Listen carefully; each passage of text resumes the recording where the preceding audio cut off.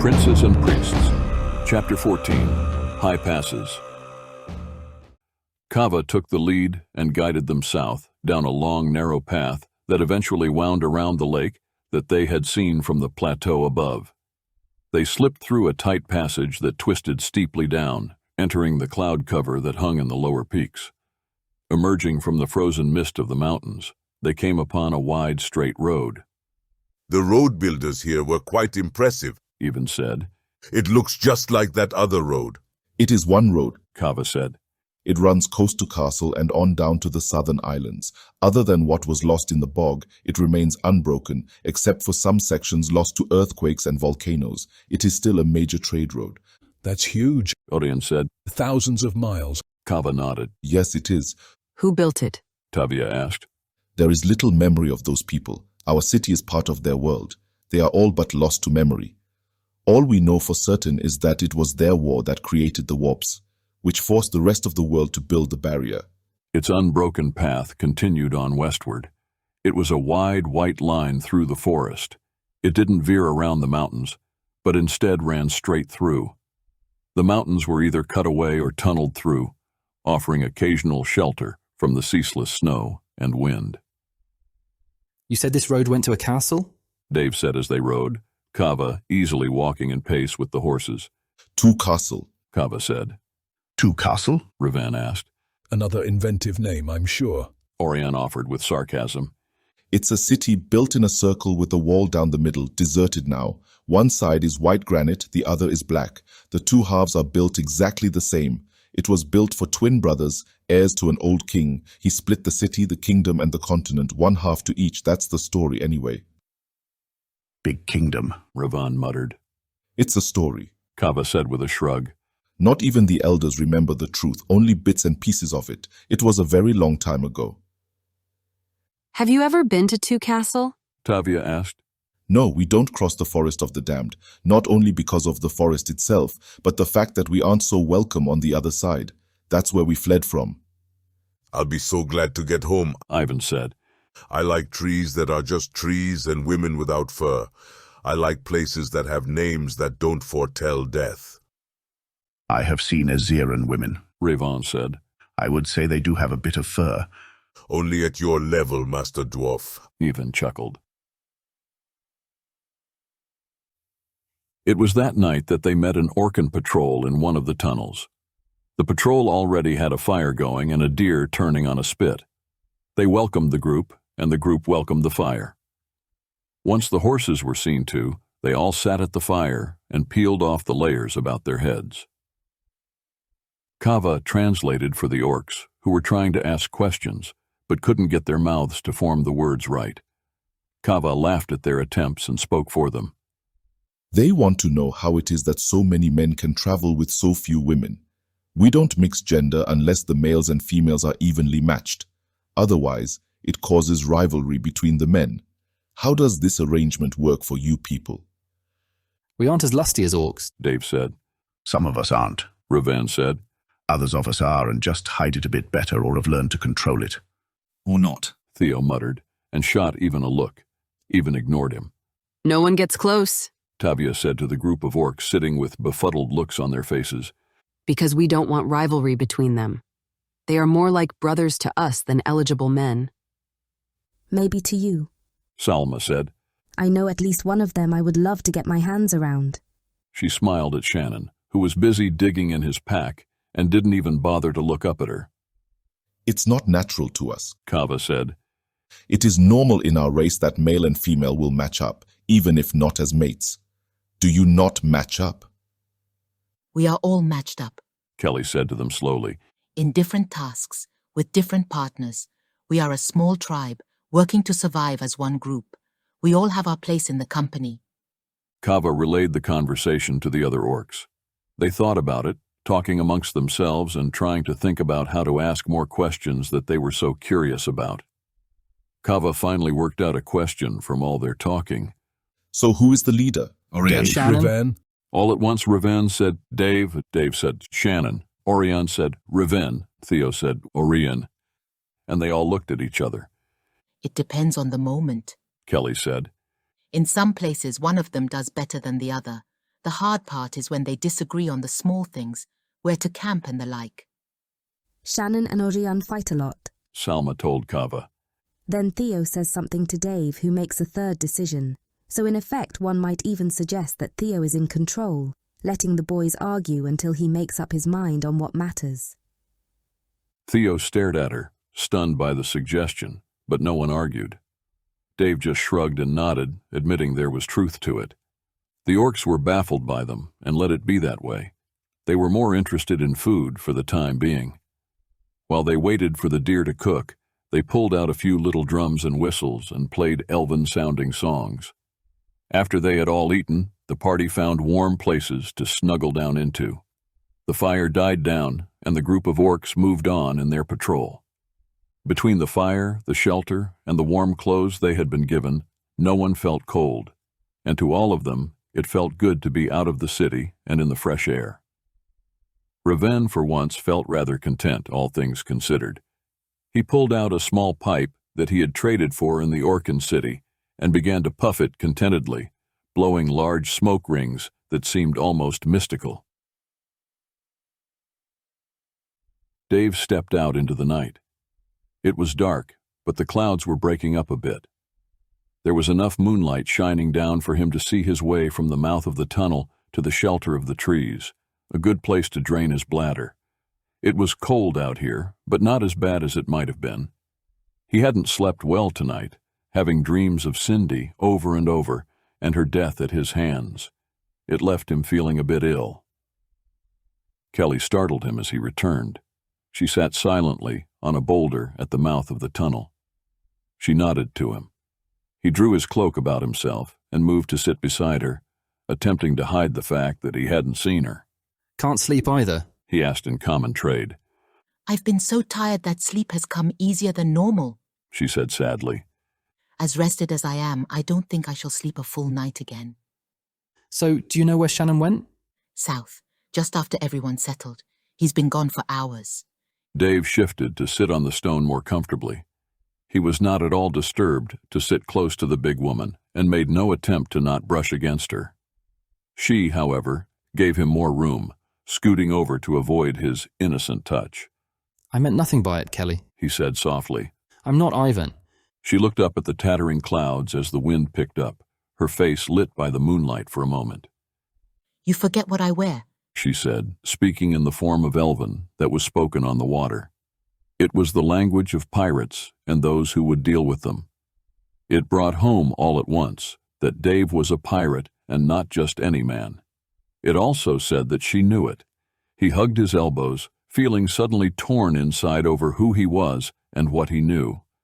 Being a pirate was not just a job, it was a brotherhood as real as any nation, and perhaps more so for many. It was an entire culture that could not be shrugged off. I did, He said honestly. but then we are a long way from the waters. Does it matter so much? For me it does, She said. but not for the reasons you might think, Dave. He tensed, but didn't leave. Her words made his gut tight and his heart hurt. It's not because our tattoos imply opposing factions. She tried to explain. What do you mean by that? He asked. She drew a deep breath and let it out slowly. I'll greatly miss you as it is.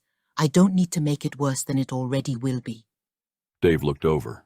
Does it really matter? He asked her, more upset than he thought he would be. You didn't hear what I just said.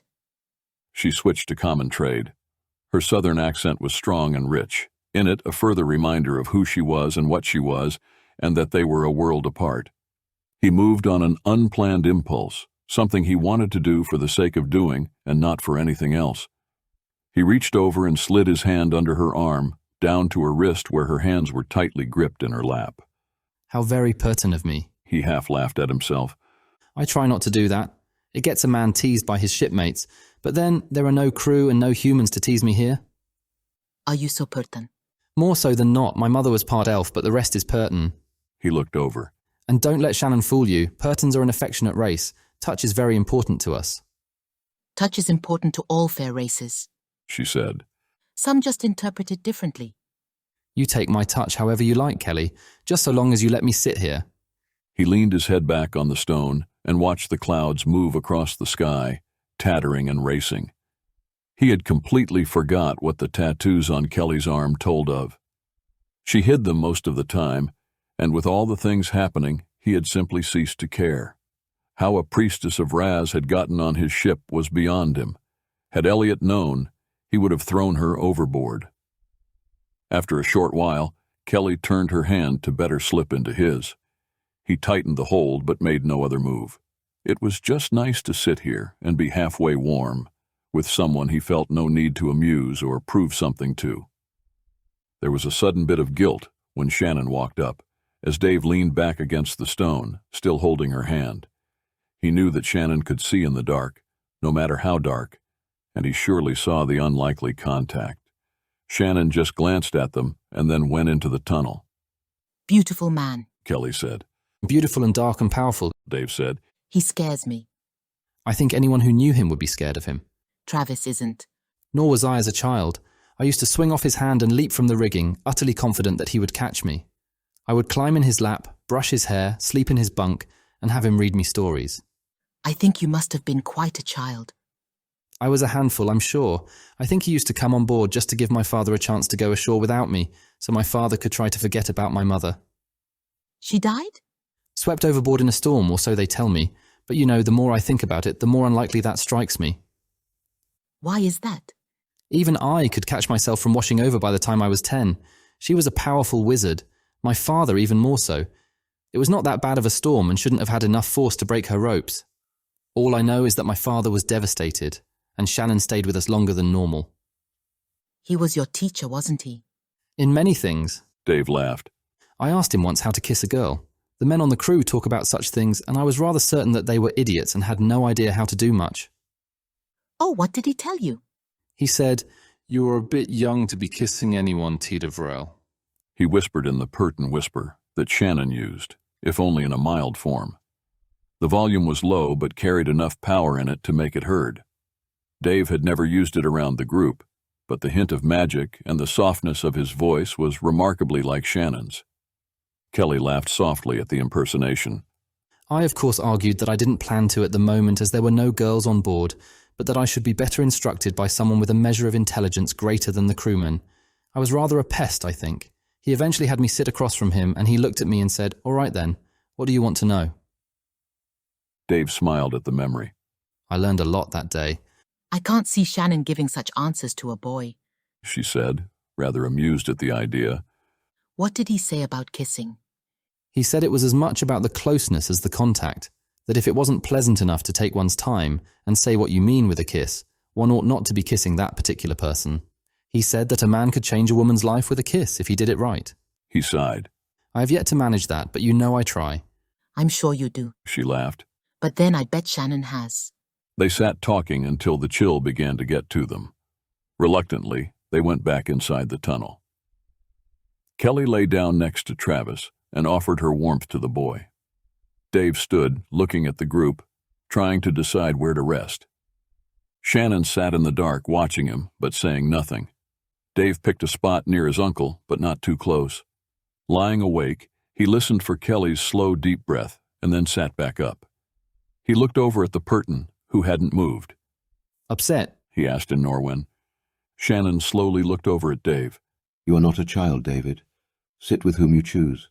Just know that eventually you will go home, and she will not be accepted there.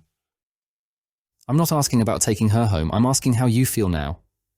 I approve of Kelly more than most, Shannon said after a pause. Dave lay back down, struggling with his emotions. The idea of not having Kelly come home with him triggered a rather odd feeling of loss. The truth remained, she was one of the Razan, one of the priestesses of the secret and powerful cult of the southern goddess, Raz.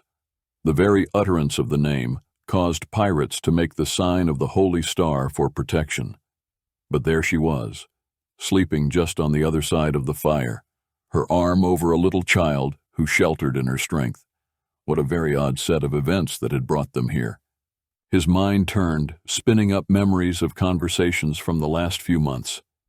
Finally, he gave up even trying to sleep. He got up and began gathering what bits of wood he could find from where the woodpile had been. There wasn't much left, but it was enough to get the fire going again.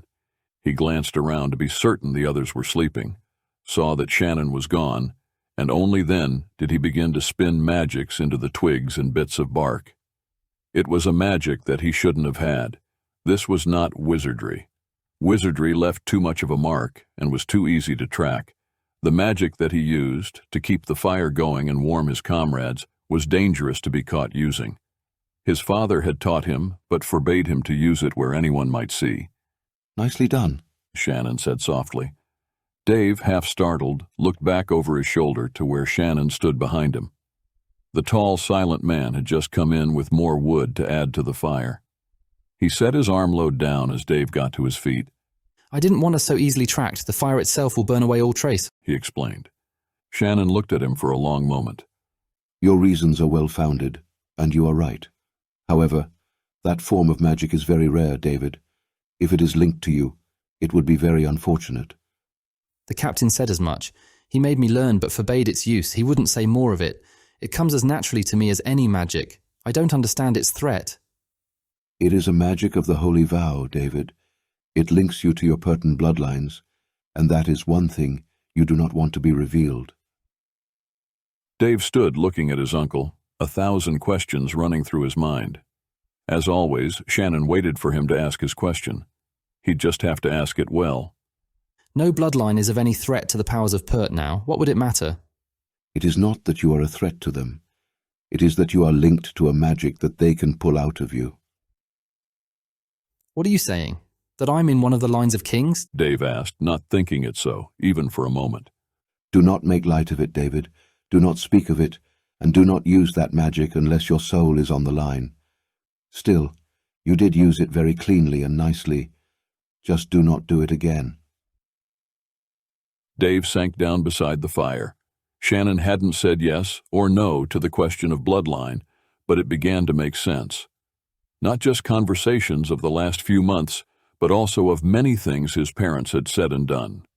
It left the very big question, though. If he was of the same line as Shannon, who was Shannon? If he had hoped to get back to sleep before, the questions he now had spinning in his mind guaranteed that he wasn't going to be able to tonight. They followed the road for another week, uneventfully, until ruins became visible through the snow. It was late afternoon when Ka'ava led them off the road toward the ruins with clear intent. What is this place? Ivan asked Kava as the big man pulled his pack from the horse and dropped it onto the snow-covered ground inside the ruins. We can talk later after the fire is built, Kava said. There's still something I must do. He dropped his own pack and left the others to set up camp, striding out of sight without an explanation. I like it. Salma said, looking around the once grand hall they were in. Feels safe here. Feels Perton. Raven grunted, then tore into his tent roll to set it up. They all moved to do the same. The campsite was chosen early today, but they all had made it a habit to set up quickly. Tonight they would have daylight for a while still, and that was rare. They had been following Kava for weeks through the great peaks and passes, without any real rest. They were all windburned, chapped, and ready for a break. With the tents set up so quickly, they were left with little else to do. Tavia pulled out the heat rods to start a meal and warm up the insides of the tents. The space wouldn't get truly warm, but it was the best they could do. The magic was just enough to warm them, but not enough to leave a great mark that could be easily tracked. The orcs had gone to great lengths to help them escape unseen. Theo left the group to wander and examine the structures around them. The ruins were rather stunning in their frozen state. They were very Perton in design, and yet the masonry was carved with details that Pertons didn't use. Bold leaves, grapevines, and birds were still clearly cut. They were far more elven-looking, but far larger and more graphic than any elven detailing would be. Theo found Kava's tracks as they led through the ruins.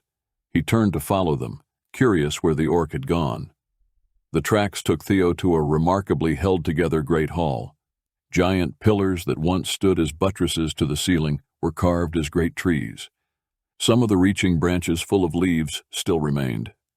Great windows lined the walls, allowing light to shine into the hall from both sides. Even some of the ceiling was still intact. At the far end was a throne of some sort. It was piled with offerings to the point that the throne itself was hidden. Kava knelt before it with his hands lifted up. Remaining utterly still, the orc held his offering, waiting for something that Theo could not guess. "Leave him," Shannon said softly, over Theo's shoulder. Theo looked back at the tall Purton who had sneaked up on him, despite the crunch of the snow. "What's he doing?" "He is buying a safe haven for the night and passage out of the territory," Shannon said. "From whom?" "The lord of this place. Don't wander until he comes back." Shannon gestured for Theo to go back to camp.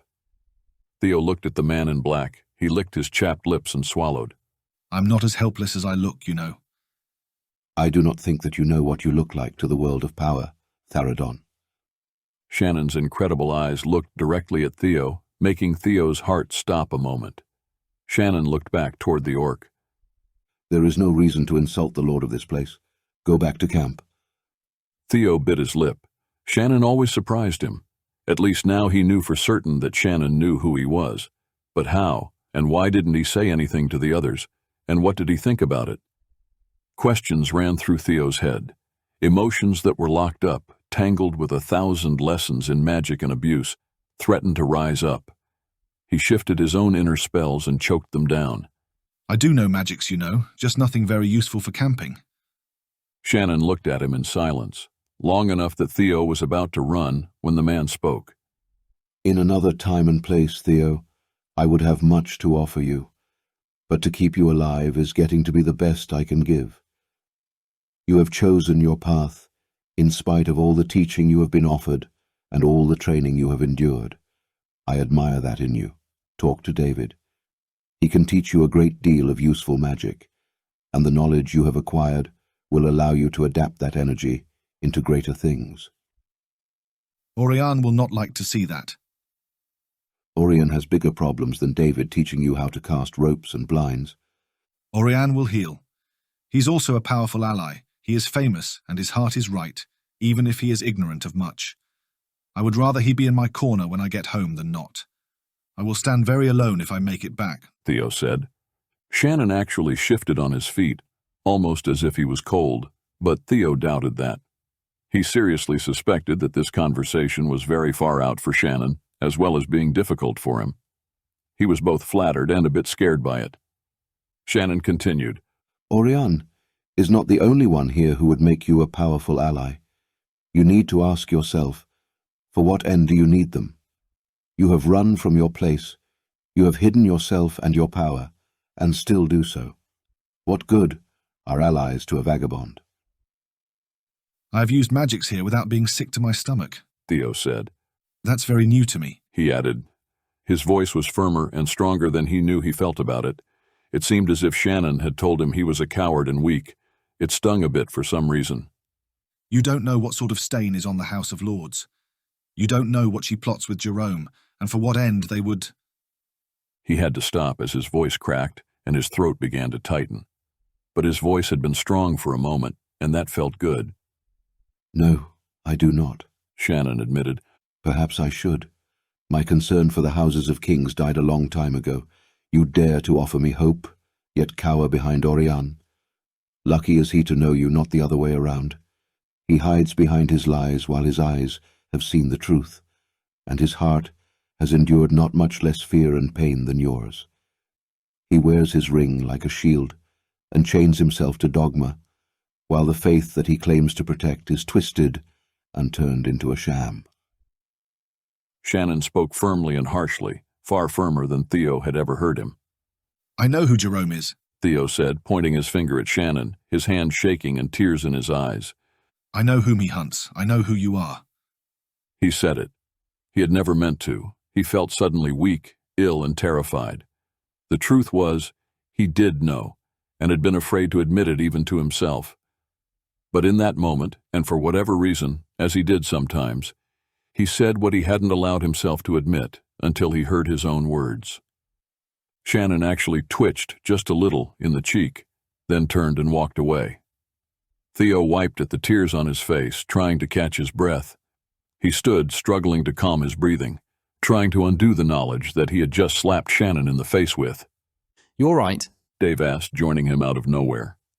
Theo nodded and sniffed. He was desperate to escape his own emotions, but not so tired as to show them. Not now, and not with anyone to see. He had gained that much control, at least. Guess I'm a little sensitive about being called a coward. He tried to smile to his friend. Dave tried to smile back. Don't let him scare you, Theo. He likes you, and that's rare. He'd go to hell to protect those he cares about. And you, my pretty friend, are on that list. So feel free to do anything you want. Shannon has your back. He put his arm around Theo's shoulders. And you have friends, you know. He did smile at that, but then it sank away into seriousness. Don't let Oirion scare you either. I will back you up on whatever happens, so if you need to do something to keep us a little better off. He shrugged. Understand? Trying to, Dave, and thanks. Theo cleared his throat. You know, I don't know much good magic, but you seem to. Maybe you could show me some of the things you're doing. My magic is all very obscure. Not sure how good of a teacher I am, Dave grinned. But I'll try. Theo tried to shake it and feel happy, to welcome the friendship offered, but his own voice kept saying that he knew who Shannon was over and over. It seemed impossible and so unlikely. Theo wondered if he had any chance to escape this insane twist of fate. If Jerome knew that he was here, escape was very unlikely. Getting home might not be any better than finding a place to hide inside the barrier. In this place there is a power, Kava said, as they sat and ate their meal of soup and crackers. It marks the end of the territory that we hold. This section of border is held safe. The things in the lower mountains do not come up this pass. For it, we accept this place as part of us, and yet when we come here, we offer all fair honor and due. An allied lord more than a subject lives here, and we respect that. Things have happened here, and the power is so real some can see it. We are safe here and can roam the fortress if we like, but I ask that you take nothing and move as little as you must. It is not our place to do so. We are guests of the lords here and safe as long as we stay. There are those who sought to steal, and their fate was not pleasant. Lords? Revan asked. Angels? Ghosts? Phantoms, Shannon said softly. What? Salma asked. All greater crystals that are held in power must be directed in purpose, Dave said. To do that, normally a coven of some sort will bind into it. Their purpose, magnified by the number of devotees, becomes the purpose of the stone. If the stone was to shatter or flare, the coven would be caught in it and flared out, yet bound enough to remain. They become undead, formless phantoms, bound to the stone and purpose, so long as the stone remains. I would guess that there was or is a great crystal here, or nearby, and they dwell here to guard and command it. The barrier needed to be raised by many different races and ranks, to create a unified balance for the good of the world, not just for Pert. You have to have a very strong coven, made of those with great fortitude and willpower for something like that. Anything less would make for an unstable crystal and unstable magic, either of which would defeat its purpose, most likely shattering it, with the effects of unbalanced minds and power. When you are part of such a magic as that, you are bound to the magic in body and soul. You become a part of the crystal, and death leaves you as a phantom until the magic is released. Do you see? Do you think this Tavier glanced around to include all of the magics of the place in her thoughts. could be linked to the barrier? She asked. likely, Shannon said. but not directly. Can you see them, Shannon? Kava asked. Shannon looked at Kava for a moment. No. He said simply. But you know they're here.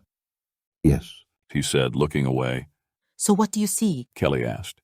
Shannon slowly turned his eyes to her for a moment, as if considering why she might ask the question. There are layers to this place. It is rather like standing inside a complex glyph. The magic here is far older than the ruins, and it runs deeper than any I have yet to see inside the barrier. It is more likely tied to the builders of Ulamar than to the barrier. But this fortress may have been built here for that reason, and tied to the barrier, Dave said. And isn't the barrier about 5,000 years overdue to be taken down? As long as we're here. It is far more overdue than just 5,000 years, Shannon said. but we cannot take the barrier down, even if we could find it. Why not? Dave asked. We do not have the needed key points. He looked at Dave from whatever his eyes had been tracking along the walls. 5 races, for one thing. A healer is in absence, and 3 high priests, not to mention the 3 racial kings. What happens if the barrier isn't taken down? Ivan asked. It will eventually shatter. Shannon said, looking back to the wall. So how do you get 3 high priests to do anything together but war? Even asked. When you figure it out, let me know, Shannon said, dropping the topic. But we could find the core, Dave said. David, Shannon said, looking directly at him. the inner gate is sealed by the goddess Raz. It will take a blood price to open it. That blood price is a prince of Pert, and it takes the emperor to key the stone itself. Unless I am mistaken, we do not have a whole lot of those running around. Pert sealed the barrier with blood? Oirion asked, with a shocked look on his face. No, Lowen did, Shannon said, casting a glance at Kelly. It was the price to get the High Priestess to hold the 3rd point.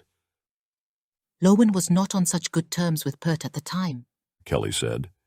The High Priestess was certainly uneasy betraying her people for the will of Pert. I suspect that she had every right to protect herself. Shannon didn't seem impressed.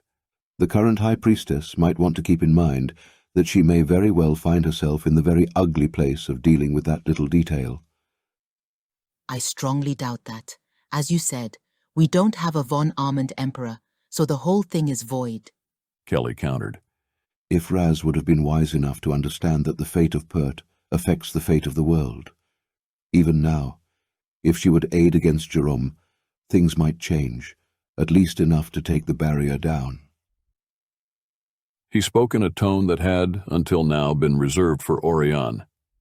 Raz has grown angry and silent. Do not look to her for any aid. Only wrath will you get at best, just enough to let us know that she's still around. Raz has spent far too long in the form of the serpent. She has lost her mind. There is nothing there but the simple thoughts of a dumb snake, Shannon said in a cold disregard. You're not the first to say that, but most who do get eaten by that dumb snake. Kelly said with a hint of annoyance to her normally even tone. Shannon almost smiled. I have no fear of Raz. Her power is as weak as her priesthood has become, and that is due to her own selfishness. When she wakes, it will be too late. She will find her empire reduced to nothing but sand, and a dozen warring, wifeless brothers. Might I oppose this line of topic? Oirion cut in. I do not think it so good to have a Perton talking of the god of the Lowen as if she was truly God.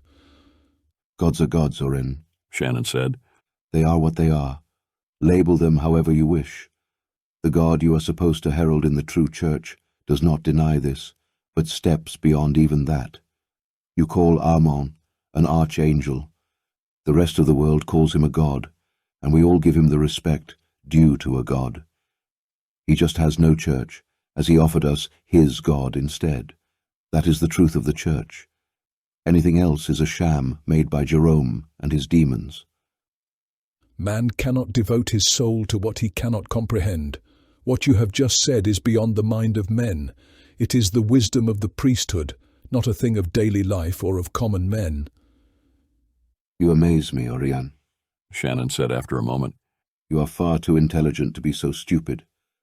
Even burst out laughing despite himself. He covered his mouth. Sorry, he said to Oirion, as Oirion shot him a dirty look. A child cannot understand what a man can, and man cannot understand what angels do. You cannot send a child to do a man's job, Oirion argued. You can also keep a child ignorant of the things of men, if you hide all truth and the world from him. Both are wrong. Man's soul will understand what it is ready to understand. To hide the truth and create false truth is a sin against men, God, and all creation. You, as a priest, should know that, so much so that to do such would feel as foul as black magic. Only offer what man is ready to take, Oirion insisted. There's no need to offer more. Who are you to say what another man is ready for? Back to the topic at hand, you two, Dave said. Could these ruins be one of the side gates to the halls of the barrier stone? It might be, Shannon said, distracted and annoyed at Oirion. So, should we explore? Dave asked. If it is a gate, then the powers here will not be offended if a couple Pertons and a couple priests look for the links to a barrier that should have been down a long time ago. Or they will object, Ravon said. Time limits on such magic are put in place so that purpose is not warped. The very guards put in place as aid might turn out to be the greatest threat. It is a moot point, Shannon said. With Jerome in place, There is nothing that can be done, and there is no almond prince that is about to be blood sacrifice for the world. I am sorry, but I will let the gods, with their blind eyes and cold-shouldered choices, rip it all apart, before I allow any more abuse of the line of Von. There are no Von Armands left, Kelly said. so even if Raz was to act to depose Jerome, it would be still a moot point. Shannon looked at her a long moment before he said anything, and he spoke in Lowen when he did, cutting the others out, all but Raven and Tavia. The sun does not set on the bridge of Amun-Ra, and Jerome yet lives.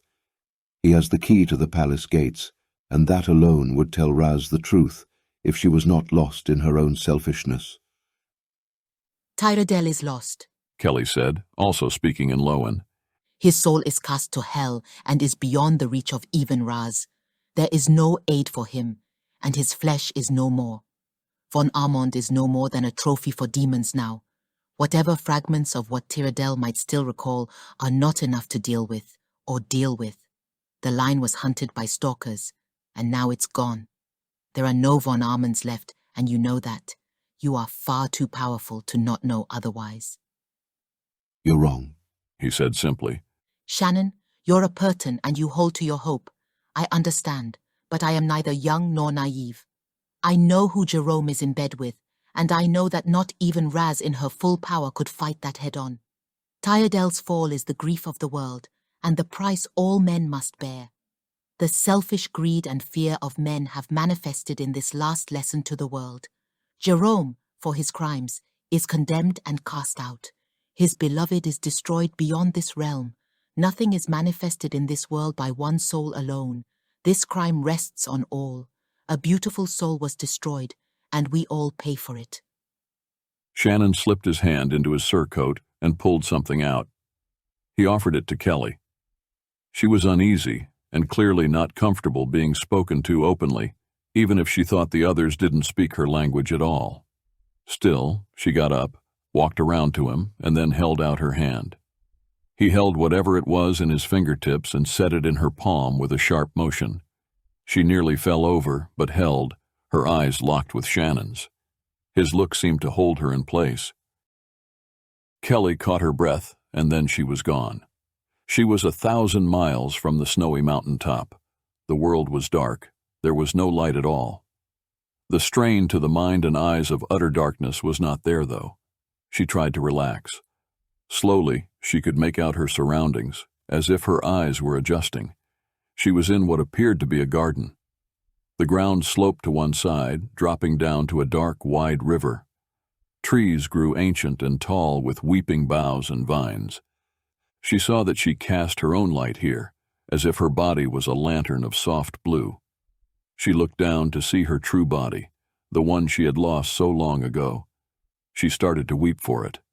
Her body was lean again. She ran her hands over her muscular stomach and hips, the body of a dancer.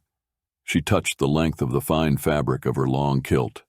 She ran her fine, slender hands through her long braids of hair, over her face, feeling her own true features. She ran her fingertips down her neck to her collarbones, down toward her breasts, over every lost detail. Just as it was all sinking in, tears filling her eyes, she saw him moving toward her through the garden. At first, she had no idea who it was, but as he drew close, she knew. She forgot about her body and the feeling of it, her hands falling away. She watched as he brushed aside vines and stepped through to her. He was stunning. She couldn't help but catch her breath. He looked as pert as Shannon and was robed in black leather that moved like grass in deep, slow-moving water. It flushed with power like light reflecting off of black oil. He had bat wings that mimicked an angel's in shape and form. He was crowned in barbed cords of power that twisted about his head. His eyes were utterly black and his skin white.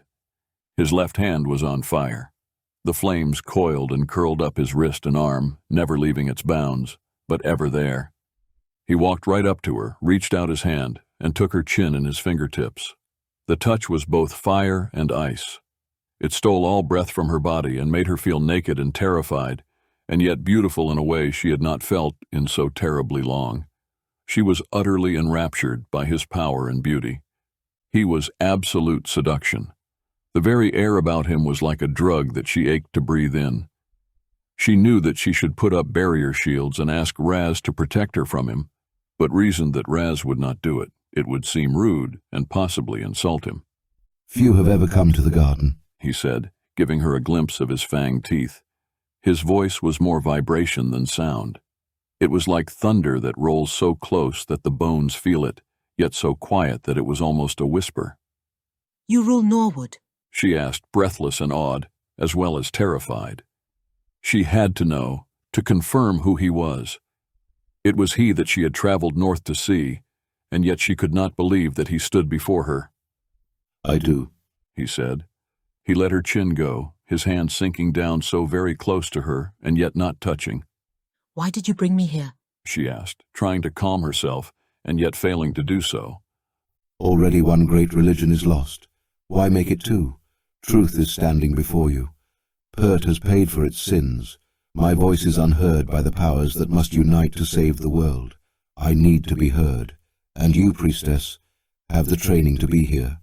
You can stand here with me and still walk away without any harm to your soul. A demon who would safeguard his victims? That's new. He smiled faintly. A Razan priestess who would fall in love with a von Armand? That's new, he said back. I'm hardly in love with you. She half scoffed. I do not speak of me, he said with a hint of humor and a smile. His smile made him seem almost touchable for a moment. I'm certainly not in love with any other, she shot back. Do you think a master vampire cannot smell your feelings for Tidavrel? His smile vanished. You hurt him, and I have a very dark side you will meet. Your god will not be able to protect you. He was so close she could almost smell him, ached to feel him. She swallowed hard. Dave is a von Armand? She asked, her stomach nodding as she considered it. He is. Raz will... She looked away with the reality of it suddenly, the realization so terribly bitter that it made her feel sick. She had felt Raz's jealousy before, but that was nothing compared to Raz's rage, should she know that Kelly's love had been given to a von Armand. You stand warned, Kelly. She is a jealous god. You know that from your past. David is honest in his affection for you. He is a bit confused due to his youth and vanity, but honest. Raz will not allow it, she said, a bit terrified. She would come after Dave herself if she were to know what bloodline he is. She felt as if she was going to cry. That's why you're here. He offered his hand to her. A deal, he suggested. What? Power to fight in a specific place and time has to be channeled. I detest this form. He indicated his body. Should it be manifest in your world, I would grow ill and suffer a great deal, not to mention I am ever hunted there. Every moment I'm revealed runs the risk of capture, but give me your hand, and I will give you the key to summon me in your need, to protect you from Raz and her jealousy. I will offer this to you. In turn, you must agree to never harm the House of von Armand. You must only protect and serve David as a friend and lover, if that is what both of you desire. She looked at him, half confused and very scared. What's the catch? She asked. You know I am no child to grab so easily. Just tell me now. You choose your words carefully. You are a demon after all. I am of the House of von Armand as well. You will never harm me, nor risk my safety, except for the risk incurred if you ever need to call on me. You will not tell of this place, and, should your mind be searched, you will not reveal it at any cost. And I will have your aid against Raz? She looked to his hand. I do not deal for your sake or mine, Kalarahan, but for David's. She reached out slowly and folded her hand around his. As the magic hit, her knees nearly buckled. Instantly, she was back in the cold, back in her exiled form, and holding Shannon's hand to keep from falling. She blinked and caught her feet. Kelly pulled her hand slowly from the grip of the man who held it just tightly enough to be felt. You know? She asked him, regarding what she had just learned of Dave's line, and of the living truth about the King of Norwood. So will the world, shortly, Shannon said softly. Do not waste what you have been given. Remember yourself. She nodded, turned, and tried to walk away, but stumbled. She needed to be alone and to shake the allure of Teardell out of her. She needed to walk in her own garden. She needed to adjust to the idea that Shannon was something more than she had thought. He served his true emperor in all things. He was likely the most powerful man in the world, and that was why Jerome was hunting them. It had nothing to do with her, as she had initially feared. Shannon stood alone, watching snow fall slowly out of the low sky. The mountains all about them were lost in the whiteness. Even the walls around them faded into gray. He watched the flow of magic as a living web of power. He wanted to touch it, to trace it, and to understand its full scope. But he knew to do so would push him too far and leave him shifting out of self-control. He had tapped the energy around him gently, to breathe in just enough power, to talk to the exiled high priestess of Lowen in a way that she couldn't deny. That had been dangerous on many levels, and he knew it. Now he had to shake the desire and seduction of the power about him, just as she would have to shake his touch and breath on her. It had been necessary. He had to protect David, and that was the best way he could think. He had known she was a priestess. Her tattoos said as much, but he had not known who she really was until now. He was glad he had done what he had. Raz would not be kind to Kelly's relationship with David. What did you do to Kelly? He looked back to Dave, who had walked up. In the calm of the ruins, Dave had taken down his scarf, revealing that he had grown a dense beard of dark red. Age would soon start to turn his hair black, and then his heritage would begin to be a danger to him. Shannon did not look forward to that day coming. More than I should have. What did you do, Uncle? Dave whispered at Shannon's elbow. I offered to help her, should she need it. He half looked back. I gave her a key of power, nothing more. I may regret it later, but then again, I know that I would regret it more if she was left on her own. A key to what? Why? Shannon turned to look at his nephew. What are you asking me? You're not a child to be so vague in your questions. Dave stood still and thought his questions out for a moment, weighing between the belief of what he thought he knew and what he really wanted to know. Shannon was going to stop talking to him if he was too childish or uncertain of himself to ask the right questions. Raz will punish her for any affection toward any other. She is not allowed to have friends. Yes, more or less. And you fear that Raz will use her to get to us? She will try. And you would rather fight to defend Kelly than run the risk, so you made a deal? So, what is your question, David? Dave bit his lip and looked away a little. Nothing really worthy of asking you about. What is your question for me, David? Shannon asked again. Why do I care at all, and what does she feel? He looked to his uncle for such mundane answers as to what emotions were in another. You make me feel 12 again to ask such things, he accused with injured pride. She is far more than she would seem, and you are heir to a heritage that allows you to feel it, if not know it. She cares enough for members of this company that she knows she will pay for it, and she was willing to make a deal that she knows could cost her soul. Dave chewed on his bottom lip beard hairs as he looked at the man. You say that as if you were a demon, and that you hold her soul in your hand, locked into a deal that you need not have made. Is that a question or an observation? Shannon asked him, not looking away. That's cruel, Dave accused softly. You set her up, Shannon. Oh, yes, I did. You know that I would defend her and aid her. You know how I feel about her. Yes, I do. Then why? Why spin it so that I must choose, and do so with you reminding me how terrifying you can be? I ask no choice of you, David. You set out to scare me. Why do you do that? You didn't used to do that when I was little. Now you do it every time I stop having fear of you. Shannon drew a slow breath and exhaled. Dave felt himself chill a little at the fact that Shannon's breath didn't steam at all in the cold. Sometimes I hate you, Dave said softly. Why must you push me and make me take step after step toward a power and alliance that I do not wish to know? It is you who walked here to me. It is you who asked the questions. If you wish to remain a child, do not sit at the table with the men. That's not fair. You're my uncle. You deny me my own name if you ask that.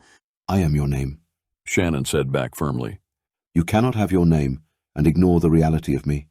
You do not get one without the other. You're my uncle, not my father. I don't have to follow your line. Shannon grabbed the choker at Dave's neck and held the small disc in his fingers. He pulled Dave a step closer. You are my heir, so as far as my enemies consider, you are mine, and your father is merely your babysitter, as it has been since you were born. He pushed Dave back a step. There are only two things that will spare you that. One is death. The other is, if one of my sons rises from the dead and lifts the cloak off of you, and that I seriously doubt. But why don't you ask the Razan priestess to appeal to her god, to see if she can raise the dead? It is beyond me. I'm not your heir, I am a sailor, Dave said, shaken and scared. Shannon looked back to the snow. Then do not think you have the place to question me, or ask questions of me. If you wish to be a child, then mind your place as one. Dave didn't even argue. He just backed off. He was glad to escape, but remained feeling very shaken. That cold, angry master was the Shannon that he knew from the ship, the one who would kill a man for the slightest offense. It was chilling to even think of it, let alone add it all on top of what he had learned far too recently. Dave woke up sick, scared and soaked in cold sweat.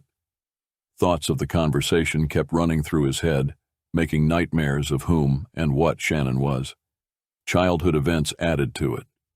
He crawled out of the tent, hoping for a fire, trying to shake the dream with motion or activity. The fire was down to embers, but Kava had gathered enough wood to build it back up and keep it going all night. Shannon was likely to have gathered more for the sake of the others. As much as the man hated fire, he always provided the wood for others to keep it going. Dave took his time building it up before he set to walking about the ruins. He needed to think and move. He hadn't gone far when he found tracks through the new snow, illuminated by the twilight glow of the two moons. He followed them for lack of anything else to do. They led him along a street, or what seemed to be one, down a flight of stairs and through an arched gateway that entered into a yard below. Dave nearly shouted when Theo stepped from the backside of the arch into the opening, startling him and his already short nerves. Very neat place, Theo said with the light in his eyes of a child in a toy store. Can't sleep? He added. No, restless dreams. I think Shannon likes to make sure I have bad nights now and then. Said something creepy, did he? Theo sighed and looked out at the ruins that glowed faintly in the moons and snow. He does that, but then I don't think he does it to be scary. I think he's tired. I think he has just about run out of patience and is doing all he can to just keep it together, to get us out of here. Although, he said with a shrug, I'm not sure why he does. This place isn't that bad. You saw what he did to Kelly? Dave asked. I saw. Theo said softly. Did you? I saw her nearly fall over, he admitted. Why, what did you see? If you have enough power, be it in a lodestone keyed to you or within yourself, a great enough magic can create spaces in the shadow realms. It is like closets in your own soul, safe havens that you can lock yourself in to escape anything or anything that can't break in. He added with a slight frown. Anyway, he took her there to have a little talk with her. I never saw the links before then, but with the weight of someone like Kelly, not even Shannon could hide it all. I suspect it's where he goes to rest, entranced into the safety and silence of his own realm. A focus? Dave asked. Sort of, but a focus is not real. It's just a point and detail to focus on. A sanctuary is as real as this realm or any other. Heavens and hells, as seen by the worshippers of the world, are the sanctuaries of the gods that they worship. Reality is the mass realm of all creation. Make sense? I suppose, like a vault. A vault is very similar, but it holds things, not souls. So Shannon has one of these in his pocket, does he? Well, so do I, Theo said carefully, with a little shrug. Don't you? No, you do. Sure, I used to hide from my mother there. He drew a breath and offered his hand. You want to see? Dave looked at his friend, suddenly very uncertain that he knew at all who the pretty little man was. He bit his lip and then took Theo's hand. Why not? There was an odd pressure, the sense of falling, and then he blinked and stood in a world away. The cold was replaced with warmth, to the point that it was almost hot. He could smell the fire that was burning in a copper basin. It stood on iron feet in the center of the tent that they were in. The fire was low and had a small green teapot hanging over it, of a style Dave had never seen. The tent was tall, with side walls that were vertical, and then rose to a sharp point where the smoke lifted out. There were tapestries that hung on those walls. They were unlike anything that Dave had ever seen before. These were all in complex design, resembling words or writing of some sort.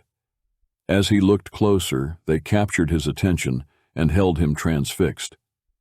It seemed that the threads were flowing, almost as a liquid. Yet, as soon as he looked close enough, he could see that they were not. It was simply a fantastically woven cloth, more remarkable than anything Dave had ever seen in all his travels around the world. Dave tore his eyes away from the tapestries to see what else was in the room. He saw that there was a bed of furs along one wall and mats for sitting about the fire. A low work table was covered with stones and gems of all sorts and sizes. A number of tools, as well, were scattered among the trinkets on the table. Dave turned around as he recalled where he was supposed to be. There was no Theo, and this place did not seem at all like Theo. He would have expected a pretty castle or tower library, if anything. As he turned back, he saw his friend appearing out of nowhere. The man was transformed. He appeared almost ageless, but certainly not young. His hair was very long and white. He wore a short beard that was nearly white, and he looked to be more of a warrior than the delicate little thing that he was. He wore an ancient-style awans, long riding tunic, leather pants, tall boots, and a belt that was studded with gold knots. It wound about his waist 3 times and still had a length that was tucked around, hanging long in front of his left leg. He smiled and folded his arms over his chest. "You look shocked, Dave," he said in a deep, rich voice, the voice that almost seemed to be trying to take hold in Theo in the real world. "You're not you." "No, actually, I am more me here than I am me there, just as you are more you. Part of the laws of this place is that the damage caused by your environment, even your conception, is nullified. You are made into a whole, returned to a divine balance." He looked Dave over. "It also finds your heritage energy and offers you a base wardrobe of it. It took me a great deal of time and energy to get that all worked in." Dave looked down at what he was wearing. He expected to find that he was in his sailing clothes or the things he had been wearing, but found he was in a long robe of fine layered silk. The elaborate cuts were definitely elven. The edging of them was finely stitched in thread, matching the gray of the robe itself, but shimmered slightly, adding a mystical appearance. About his waist was wound a scarlet sash. It knotted on the side and fell off of his hip with long golden tassels. "Huh?" he said, picking it up in his hand. The silk was like nothing he had ever felt, and the fabric shimmered in the light. It shimmered so faintly, though, that he wasn't sure he had even seen it. He looked up at Theo with a scowl. "So what's this say?" "Well," Theo shifted with his own light scowl, "that's the sash of the Imperial House. I guess you have some Von blood in you somewhere, but you are part elf too, by the looks of it. Although, I've known elves all my life, and I've never seen a robe like that." "My mother was part elf." Dave shrugged. "It doesn't really matter, I suppose." He looked around at the tent and smiled. "So you're Arwens, I see." Theo laughed and shrugged. "That I am. But see, this is what I was talking about. This is my own realm. I set the rules to it. I just tend to play off the same rules as the reality of all. A lot of the basics are built on a child's concept and desires, though. I would have to say if I were to do it again, I would do it in a very different way. But now, I just expand it. The base is the hardest part. Once that is done, though, it's done." He reached over and opened the door of the tent. Light flooded in. He nodded for Dave to step out. Ducking out, Dave was not sure what he would find. What he saw left him breathless. Sweeping hills of green rolled out and away from him. A small stream gurgled, flowing out of the higher hills behind, and then wandered off and away into the hills before them. The smell was wonderful, in a way that Dave had never smelled before. It was grass and herbs and sunshine. He breathed it in and stood, rather in awe, staring at the multitudes of rich colors across the landscape and the intensely blue sky that met the hills. "Expand," Dave asked, as if that word was a slight understatement. Theo smiled. "It's not as big as it looks. If you walk far enough in one direction, you end up where you started. It takes a great deal of effort and power to expand the space. I haven't had the time, energy, or the desire in a long while to do anything of the sort. It is enough for its purpose and for those who dwell here. People dwell here? Dave asked, shocked. He could feel his religion sort of shift, struggling to keep up. Theo laughed. No, he went on sadly. No, I'm not strong enough for that. I can bring you here because you're my friend and you trust me, and I'm drawing a lot of energy from the ruins. He looked away at the horizon. Sadness seemed to age him, and his eyes were lost to it. He drew a breath, slow and deep, and tried to shake it off. No people, but there are those who dwell here. He smiled faintly and looked over at Dave. The little things I killed as a child I would send here. The spiders, crickets, a few small birds. Nothing with a complex mind or energy, nothing that worries about food or anything. They just are, and do as they do. Spin webs, build nests. He shrugged. How long have you had this? Dave asked. I started building it rather young, I don't even really know. I read about it and as a child daydreamed that it was real. Somewhere along the way it actually became so. They started to walk, following the stream. Theo stopped and pointed to a spectacular, flawlessly spun spider web that was shimmering in the sun. It was strung between tall reeds that grew along the bank and held dewdrops that glittered like magic gemstones. He nodded farther, towards a bird perched on a rock that suddenly burst into a warbling song. The sound was almost as if it was in a great hall, echoing back with a grand quality to it. Wow, Dave said softly. They stood on the bank of the stream, watching and listening, until the bird flew away and left them with just the wind and the grass. You think this is like what Shannon had? Dave asked. Theo sighed. On the basics, yes. It's the same sort of thing. But sanctuaries are as different as clothes or weapons. I don't think Shannon's is anything like mine. He sighed heavily. We should go back. I'm starting to feel the strain. I haven't brought anyone here before, and I don't know what I'll feel like in the morning. Dave nodded, and just that fast, they were back in the bitter cold. Back to chapped lips, stinking furs, and freezing wind. His breath steamed in the cold as he sighed. Theo sagged a little, but caught himself. He looked past Dave and almost shrank back a little. Dave turned to see Shannon standing in the shadows watching them. Dave didn't linger at all and turned to walk away at once. He got as far as around the nearest wall, but stopped as he heard Shannon's voice. You risk using the local power to show off? Theo cleared his throat. I took nothing more than you did, he said back, even if a bit shakily, his voice cracking a little. Dave almost winced for Theo at that. I did so for a very good reason.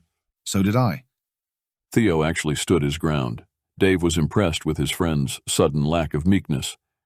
You disappoint me, Theo, Shannon said, walking away. Dave remained in place and waited for Theo. He came around the corner, pulling his furs up close about his face. What was all that? Dave asked. Theo jerked the coat even tighter. I'm not a child and I am not an idiot. Okay, so why did you do that? Why show me that? Theo stopped and looked at Dave. A lot of reasons, but the main one was to show you first, before I try to teach you how to build one. Why would I build one? Dave laughed. I have no reason for that. You have to know what that belt means. Yes, but it could be wrong. The heritage is in your blood, Theo said. The powers see it. They are not looking at your father or his father, but at you and your power. And if Jerome, his demons, a vampire, a blood wizard, or any of 1,000 other evils see it, you are in for hell. Your mind and soul need a place to retreat to, should you be taken. But you didn't know about the belt until you saw it. No, that just makes it worse. Now I'm almost desperate to teach this to you. Before, it was just practical concern for my friend. I have had unpleasant dreams of late, and they tend to be all too quickly manifested. You're a seer? Dave whispered in half shock, half awe. I'm a lot of things, Dave, and right now I'm very cold, very tired, and about to pass out. But we can talk later. If you say so, Theo. Dave smiled a little. Let's go get some sleep then. Like I told you, my magics are obscure and impractical, but I will teach you mine for you teaching me yours. It's only fair. It's not wise to anger Shannon. I'm not sure he will approve. He thinks he can protect you always. I fear it will be he who needs protecting before too long, and that will leave you very vulnerable. Dave's head hurt when he woke. The dream of Theo's tent was still in his mind, but began to fade as soon as he got up. He crawled out of the tent and found the others up and camp already being taken down. Shannon caught his chin and looked at him, his eyes searching.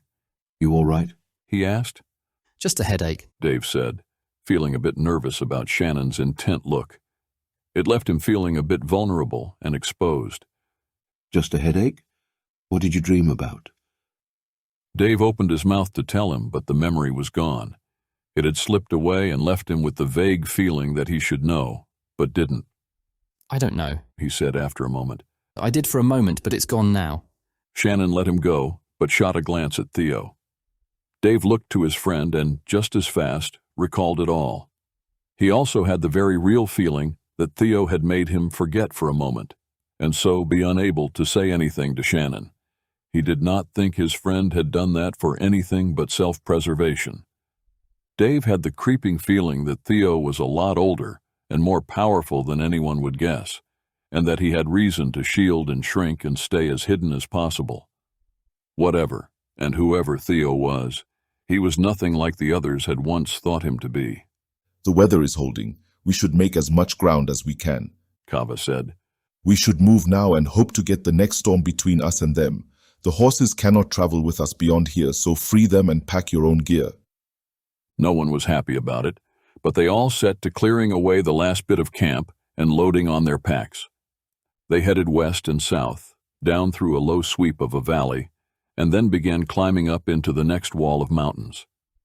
They had a long hike up the slopes toward the next pass, but it was the last high pass, Kava assured them.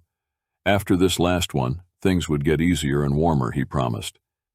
Theo struggled to keep up. His head hung low, stumbling in the deep snow, hiking behind Ivan as best he could. Dave couldn't help but notice how tired Theo was. There was no doubt that Shannon saw it as well. They followed the valley up as far as they could. It wound ever higher through the mountains, in a track that was once made by a great glacier. Kava explained that this path would be too dangerous most of the year because of the avalanches that plagued this area. Now, because of the cold of winter with all the snow frozen solid, they could travel here in relative safety. Over the next few weeks, they climbed continuously higher. Snowstorms rolled in with such icy fury that they were all frozen to the bone. Never able to warm up, they had to sleep tightly together, huddled around what small fires they could manage to get going. They needed Reven, or Oirion, to use blessings on whatever frozen wood they found to get it to burn at all. Most of their heat came from the heat rods that the orcs had given them, but they used them only to thaw out food. The use of magic was dangerous in this area, but the heat from the fires was not enough to even melt water. It was barely enough to offer warmth to outstretched fingertips. Ka'ava was wary of any use at all, but they needed to eat. The hoods of their long coats were pulled tightly around their faces, their breath freezing in the fur. It froze on the beards of the men, and the women were frostbitten from exposure. They all had chapped and peeling lips, raw cheeks, and hands cut and bruised from the smallest scrape or fall. Shannon took the lead, asking Reven's advice in choosing the route when he was unsure which way to go. Kelly carried Travis most of the time, with Even or Dave also taking turns. Kava kept an ever-roving guard just on the edges of their sight. Whatever dwelt in the area made Kava very uneasy. There was no blue sky and no end of the snow that seemed to ever swirl in its attempt to separate them from one another. It felt before long that they were in some desperate game of survival against the mountains. Almost every night they found decent shelter, with Reven, Shannon, and Kava working at it. They made it night after night, finding somewhere safe to pitch their tents until they got stuck on the mountain pass itself. Then their luck seemed to fail them, and dark was coming up quickly. Shannon, Reven, and Kava stood together, out in the wind, looking at the options through the snow that churned like a white wall before them.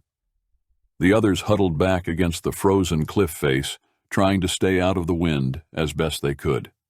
The three men spent longer out there than they had before now. Finally, Kelly went out to them. Catching at her fur to uncover her face a bit, she stepped up to Shannon, cleared her throat, and tried to talk over the wind without yelling. If we go up, we can cross the peak and get out of this storm. Shannon turned and looked up through the snow toward the peaks that were unseen above. It will take too long, Raven said back. We wouldn't have shelter by dark. If we don't keep moving, we'll get buried in snow. She yelled back to him as the storm seemed to pick up even more rage. The storm center hasn't even hit us yet. We have to get out of it or they will freeze. You and I will make it, Master Dwarf, but even the Oirion would be put to a trial in the cold that is about to hit us. He's not accustomed to the cold anymore. He's been in the south too long. Raven swore, frustrated, and looked at the silent Shannon. I'll lead up, but I told you already how I feel about it. Shannon bowed his head. Just keep moving. Kelly can keep the others on track, and I will bring up the rear. Ivan should carry Travis, Kelly said to Shannon. He's got the strength, and the child needs the extra warmth or he won't make it. He will adjust eventually, but not by dark. Shannon nodded and led them back to the others. Ivan, you take the boy. Ivan grunted, adjusting his cloak to have Travis crawl up under it and ride on his back. Dave helped him belt Travis in place so that the boy was held securely, but Ivan still had the use of his arms. This way, Raven said, and then turned to start climbing up the cliff face, disappearing into the white wall of windswept snow. Kelly urged Theo up next, and then Salma. She nodded to Shannon and went third. One by one, the others followed. It was going to be a very long climb. The climb went up a cliff that was sheared off in layers, offering an almost ladder surface to climb on. It wasn't overly hard in the reaching and finding of handholds, but it went up and up, seeming to go on endlessly. They could see the one person above, and if they looked down, the person below, but little else. The snow hid everything in an ever-shifting wall of whiteness. Wind gusts tried to rip them off the walls, and the gloves they wore made it hard to hold on to the frozen stone, but they gripped and pulled themselves up, inch by inch. As with the grasslands, they found strength that they didn't seem to think they had. Minds went blank as they focused on nothing beyond the grip and toe holds that they needed. Time spun away in the endless blur of white. There was nothing to distract them from the climb or to break the drudgery. The cliff ended suddenly on a slope of white snow, and those first to reach the summit were out of the blizzard. Blue sky spread out above them for one last moment before twilight set in. The air burned their lungs from the sheer height. They could see the peaks of many mountains strung out above the clouds and the dark storm that poured in between them. Below them, they could see where the storm clouds boiled, dark and wild, where they would have been. They all saw the darkness of it, unable to avert their eyes. It was a storm too dark for anything of nature to call forth. They all knew there was intent in it. It chilled to the soul. Raven stood, shivering at the blackness that he could see, almost like a snake in the clouds. His grandfather had told stories of such dark magics in the storms. He whispered the dwarven words through his teeth and frozen beard. Kelly dropped a hand on his shoulder, making him look up at the big woman. Her eyes were looking down to the storm. Even as she struggled for each breath, her focus remained fixed on the dark weather below. There is darkness in that storm, she said to no one. This whole land is full of darkness, Oirion panted, joining them in the open air above the clouds. She looked over at the priest, who was white-faced and frozen, ready to collapse. This time I don't think it has to do with the land, Oirion. I think we've angered our hunter. We should move on as fast as we can.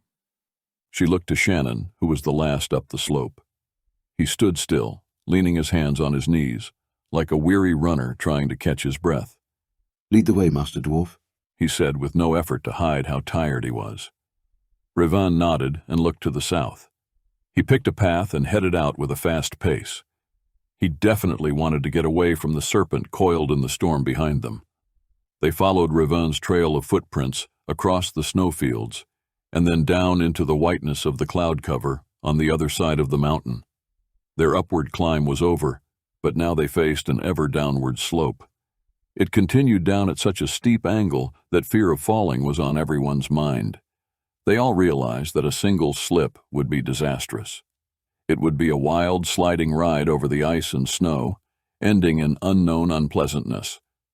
It was Theo who fell first. Stumbling, he lost his balance and slipped. Tavia made one grab for the man as he slid past, but he rushed by just out of reach. She fell in her attempt to save him, but was able to catch hold of herself to keep from sliding after him. She shouted, startling Ivan out of his blank-minded hike. He jumped and dove after the man. Sliding on his side, he caught Theo by the fur belt. He then twisted about and stabbed his dagger into the ice. With a shout, he drove his toes in, spreading out to slow the fall as best he could. It was very clear that he knew what he was doing, and no stranger to ice slopes. But even so, they didn't stop their pell-mell descent. As they rushed past Dave, the sailor's training kicked in, and he cast out lines of power. His ropes, when cast instinctively like this, also sent out back ropes that held him from joining the wild fall. The ropes caught the two men, jerking them to a stop with such force that Dave was driven to his knees and nearly fell himself. It felt as if he had been slammed between two brick walls. Kaava moved down to them and with relief helped the men up. "All right?" he asked the boy on Ivan's back, patting him. Travis nodded and the hike began again. Theo brushed off the ice and snow, trying to hide his hurt pride and his hurt body. "Thanks, Ivan," he said. Ivan grunted. It's what brothers do. They moved on, trying to stay in closer groups, straining to be careful, to be ready should it happen again. The slope dropped off into a cliff, forcing them to turn to the west. Revan tried to keep them up, away from the edge, in case any of them did happen to fall again. If they went over, there would be no way to save them. They trudged on in mindless exhaustion, slowly spreading out as the wind and snow began to blind them again. It was well after dark when Revan stopped. He had no choice.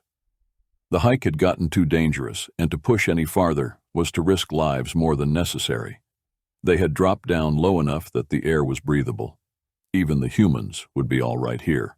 He dropped his pack and set to putting up his little tent, driving the tent stakes into the snowpack and muttering dwarven blessings against the dangers of such a campsite. They were exposed, on a slope, and in danger of both attacks and avalanches, but they had no choice. He had the little tent up and staked down by the time Theo stumbled into camp.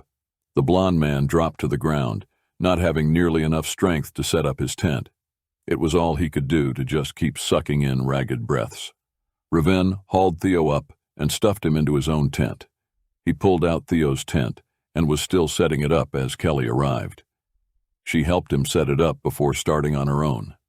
"Go curl up with Theo before he freezes. He needs you in there," she said with a nod. Raven considered arguing, but she was right, and she looked remarkably better than he felt. He just nodded and crawled into the small tent to try to save the delicate man from the cold. Kneeling by the tent, Kelly dug in her pack. She found one of the Orkin torches and ignited it. The red light flared, acting as a marker to hopefully aid the others in. It was already dark. With the wind and snow, it would be amazing if most of them managed to find the camp. A miracle if they all did.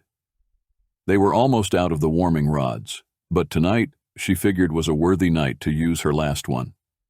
She crawled into the tent that she and Revan had set up to heat tea for those who came in. They would need it. She debated how much to have on hand. It was unlikely that everyone was going to make it. How they had traveled so far, she was not sure, but she knew it was not on their own powers. Alone and unaided, they would never have gotten here. She had no doubt that Shannon could have made this hike, but as for the rest of them, only she, Revan, and Ivan might have made it this far. Dave might, if he was conditioned for mountainous environments, but he wasn't. She pushed it from her mind and set her thoughts to other things. Kava and Ivan arrived together, grateful for the tent and the tea. Travis was so cold that he just clung to the big man as they entered the tent. All that Kelly could do was try to get the little boy to sip the warm tea. Kava was just as tired, cold, and short of breath as any of them, but he still carried the extra packs that they had taken from the horses left behind at the ruins. He dropped the packs and dug out what rods he had left. As Kelly emerged from the tent, he gave them to her and then went into the tent with Travis and the big man. Kelly let him go in. She busied herself setting up the next tent and making more tea for the others. As the tea neared ready, she moved outside. Finding a solid stance, she began to hum softly. The wind around the camp slowly died down, despite their exposed position. Inside the tents, the others slept, unaware of her. She stood, looking out to the trail, back the way they had come, her arms folded over her chest, whispering to the wind, her lips barely moving.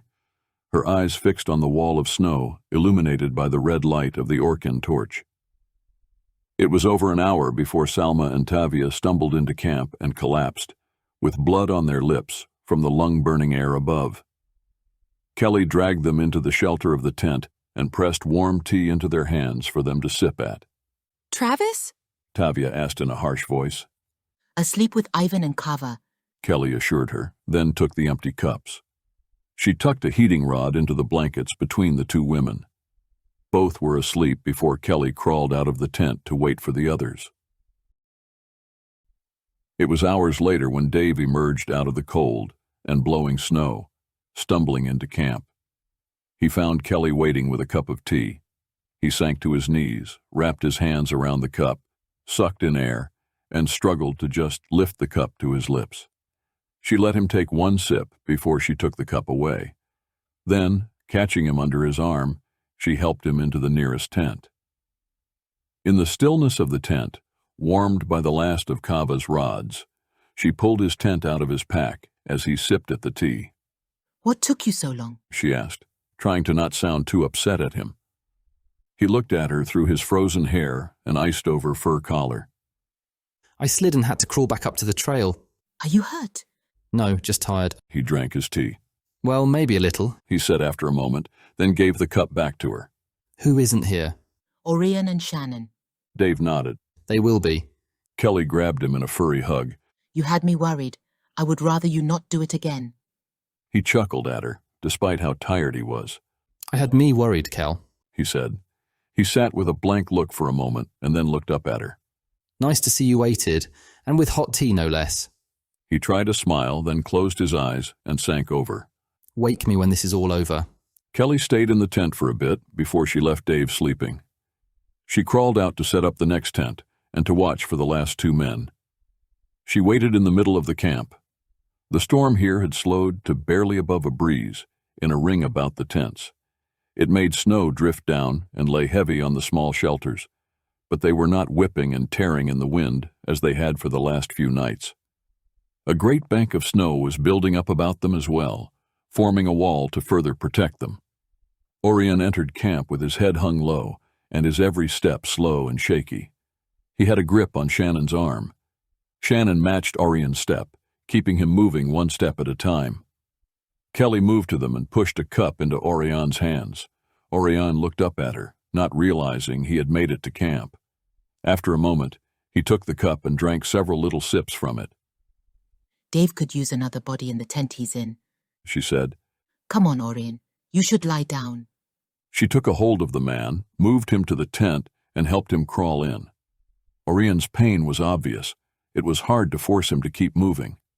His hands shook, and his entire body shivered in pain as well as cold. She had to all but roll him inside the small space. Once he lay back, she shoved one of Dave's rods down his collar to warm his back. Thanks, he groaned. Try to sleep, Oirion. She touched his head, whispering long, unspoken magics to ease his pain and aid him to rest and heal. For all the power that she once had, the most she could do now was to make him tea and offer that small comfort. Trying to stay awake has been the hard part, he muttered, and then sank away. Kelly crawled out and found Shannon kneeling in the snow, not the least bit bothered by the cold. His lips were chapped, but that was it. He was already in a trance and just sat there as still as a statue. She made him a cup of tea and waited for him to rouse. Shannon remained still long after he had awakened from his trance. He didn't dare to enter a deep trance here. He wanted to be allowed to recover from his long hike. Aiding Oirion most of the way had been exhausting. The last thing he needed was to have to deal with Kelly's questions, but she was still out in the cold and still holding the magic about the camp. Her magic created a small center of shelter around the tents, while the storm raged beyond the wall of energy she held. If he had any questions of who she was before, this little show of power proved it all. He didn't care about the details, only for the affection that Dave was holding for the woman. He had hoped to get through all of this and never have to deal with the issues of who these people were, but she was up and waiting for him, and he knew it. Settling his emotions as best he could, he opened his eyes and looked at the woman who sat across from him. She waited in her own way, her dark eyes hiding a great deal. The long hike had made her tired to start with, and the strain of the magic that she was sustaining was showing. But she stayed awake for the sake of the others, and to talk to Shannon with them not around. As tired as they were, not even the cold could keep them awake. You already knew, though, she said, more as a statement as to why she was not bothering to hide who she was anymore. It said that she knew he was aware, and also that she hadn't put together the full scope of things yet. He didn't bother to respond for a moment. She was about to get up and leave him to the night. She would let the ring slowly sink inward, eventually exposing him and the tents to the full force of the wind. Hopefully, it would not rip the tents off the snow slope. I wouldn't care about the magic, he said, stopping her just as she tensed to get to her feet. Such politics and magics are nothing I bother to concern myself with. But, she asked, often power comes at a price, and often that price is taken in relation to how much the one who used the magic values a thing or person. She will come at you for payment. The price to hold the storm will be paid, but the cost of letting it go would be lives. If lives are going to be lost to the storm if I do nothing, why not save those that I can now and deal with the price later? Shannon leaned forward a small bit, resting his elbow on his knee. Do not think yourself the only royalty in this company. Do not be so arrogant to think that they will not be defended against your goddess. They might win. Keep that price in mind. You want to play with your magics? Do so, but the price will be paid by you, and you alone. Kelly sat looking at him. You serve a powerful king, Shannon, but even he has weaknesses. All do. I am all too aware of the magics I use and the price I will pay. I have made my deal, and I know the vows and the price for breaking them. Do not think me a stupid child. That I do not, Kelly, he said. But on the same note, do not assume that I am ignorant as to how your magic works. You are rousing a sleeping serpent. And you would rather I let them freeze? You are worn out and at your end of strength. Your magic also has a price, and you losing hold may be worse than anything I must pay for. He didn't reply and let his eyes sink closed. She got up and went for her tent. You know of the deal? She asked, turning toward Shannon. Yes, I do, he said, not opening his eyes. You also know why he would make it? I do, he said. Her question told him that she still didn't know who he was. That was for the best, and made him feel a tad better about the whole mess. The deal is far more than I know, isn't it? It is more than it is. That is the way of great power. You, of all people, know that. Has he set me up, then? Not in the way you mean, but hold your magic, woman. If you inadvertently awaken your goddess too soon, you will find the price very high indeed, and not worth anything you could possibly gain by using your magic now. She stood there for a moment before she went into her tent. Thank you for listening. Don't forget to like and subscribe to the channel. We greatly appreciate your support. More chapters are available to our Patreons. The link is in the description below.